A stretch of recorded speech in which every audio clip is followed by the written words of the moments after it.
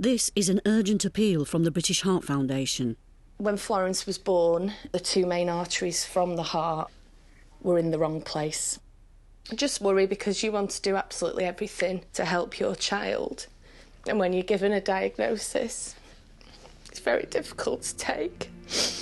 Every day in the UK, 11 babies are diagnosed with congenital heart disease.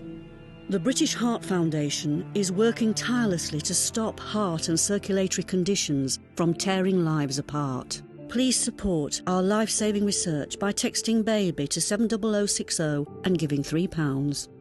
Every day, BHF-funded researchers continue their amazing work, not just into heart defects, but all heart and circulatory diseases and their risk factors. Today, 11 more babies will be diagnosed with a heart defect. Please text BABY to 70060 now. Thank you.